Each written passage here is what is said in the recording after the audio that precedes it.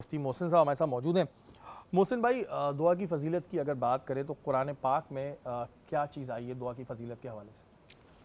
اعوذ باللہ من الشیطان الرجیم، بسم اللہ الرحمن الرحیم، وقال اللہ تعالیٰ فی القرآن المجید ادعونی استجب لکم آمنت باللہ صدق اللہ العظیم۔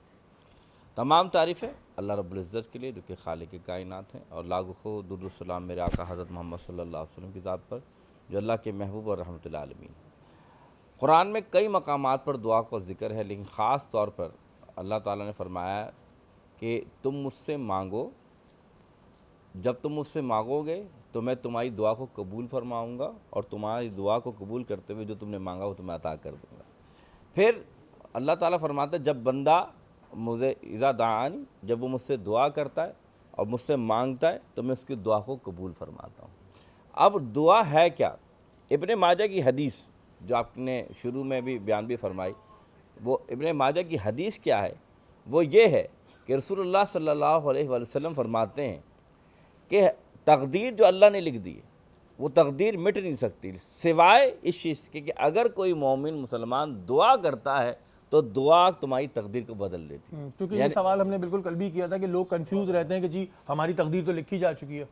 تو اب معلوم یہ چلا کہ ایک انسان جو شقی تھا، یعنی کہ نعوذ باللہ وہ گناہوں کی وجہ سے وہ یا خطاؤں کی وجہ سے وہ جہنم میں جا رہا تھا، لیکن اگر دعا کر دی جائے تو اللہ تعالیٰ سے نیکوکار بنا کے جنتی بنا دیتا ہے۔ تو ایک بات پھر حضور اکرم صلی اللہ علیہ وسلم نے فرمایا الدعا مخ العبادہ، یعنی اگر ایک انسان صحیح سلامت ہے، اچھے کپڑے ہی پہنا سب کچھ، لیکن اگر اس کا دماغ ذہنی توازن ٹھیک نہ ہو تو ہم کیا کہتے ہیں؟ اسے دیوانہ یا پاگل کہتے ہیں۔ تو معلوم یہ چلا کہ ہر انسان کی سب سے مرکزی شے ہے وہ دماغ ہے، مغز ہے۔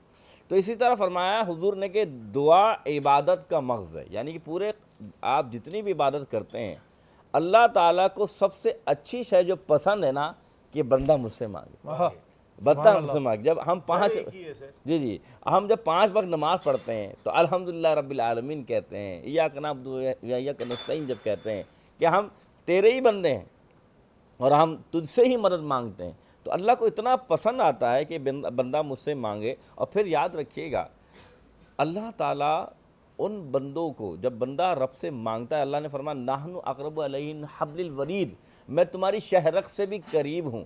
تم کیوں ڈرتے ہو؟ تم کیوں سوچتے ہو؟ خدا کی قسم جو رب کے در پہ آ جائے تو اسے در در جانا نہیں پڑتا۔ آپ اللہ کے قریب ہو جائیں، اللہ تعالیٰ آپ کی دعاؤں کو قبول فرماتا، اور صرف قبول ہی نہیں فرماتا بلکہ اللہ بڑھ کر عطا فرماتا۔